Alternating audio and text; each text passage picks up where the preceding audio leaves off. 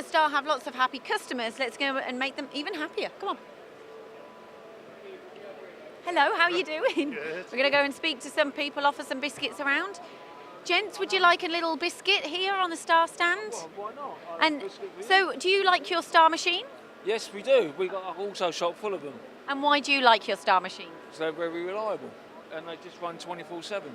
Well, you can't get a better review than that, can you? Thank you. Who are you, sorry? Ken Chalk from Harwin PLC. Thanks, Ken. All right, cheers, thank you. Enjoy your biscuit. Gents, would you like a biscuit over here on the stand as well?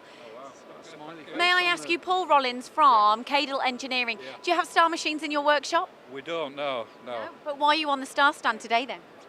Because I'm looking for a machine to make some very small parts, yeah. Well, I think you're in the right place. Well, I hope I am, yeah. I'm sure these guys will convince me of that. I'm sure you will. Thank you, thank you. Right, let's go and make some more people happy. These two gents over here. Hello, gents, would you like a biscuit? Thank you very much. Now, you're from Turner Precision, and it's David and Steve. Lovely to be with you today. Now, why are you here on the star stand today?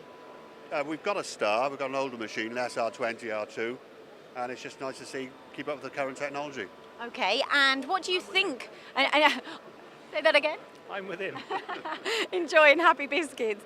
Now, so you've got your star already. Yeah. How do you find it? Well, you know, you're on the stand now. Is it reliable? Talk us through your machine. It's probably been too reliable. I mean, it just hasn't missed a beat in 10 years. That's absolutely perfect. Thank you so much. No problem.